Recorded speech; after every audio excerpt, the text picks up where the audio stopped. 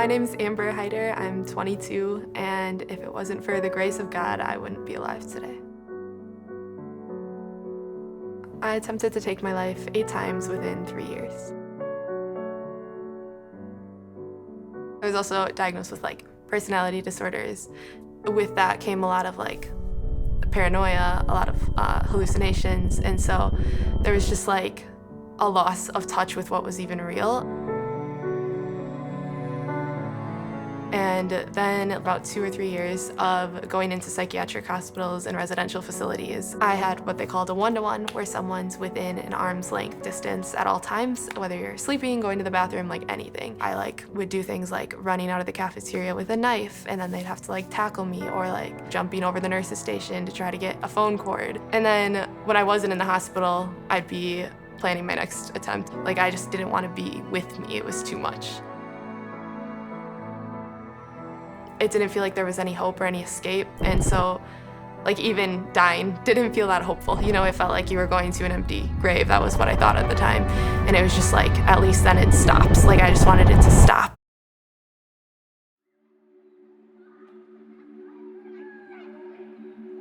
I was frustrated from being so unsuccessful at killing myself, and so I spent the time researching how I could come up with a suicide attempt that would be lethal for real this time, so I wouldn't keep failing and being put into treatment, and came up with what I thought would be the most effective combination of drugs and medications, and then gathered those together into a bag. And when I was gonna do it, this thought came into my head: what if the Christians are right?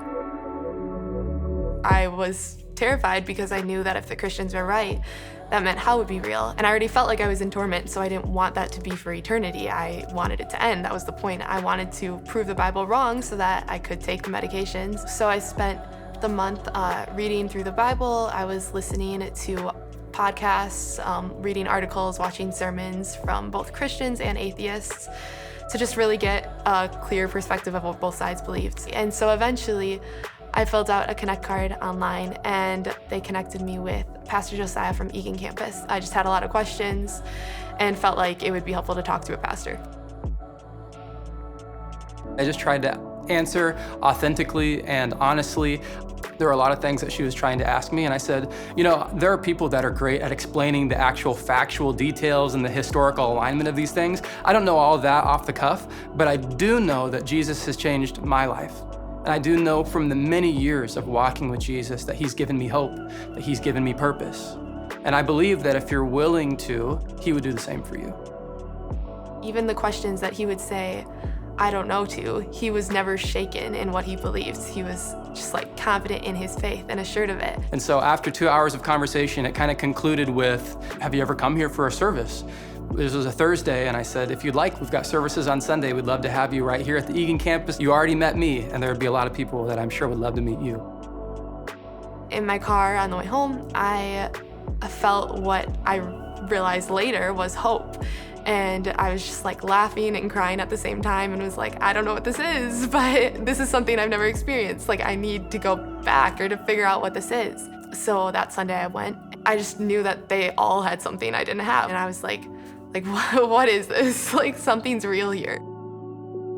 I left and went home, and I was just I need to make a decision. And I had the Bible open on the floor in one room and a bag of medication and drugs in the other room. And I was today is the day. I need to decide. I can't keep being at war with myself. It was exhausting. And so I spent probably 5 or 6 hours on the floor just crying. And eventually I just gave up, and I was God, if you're real, I need you.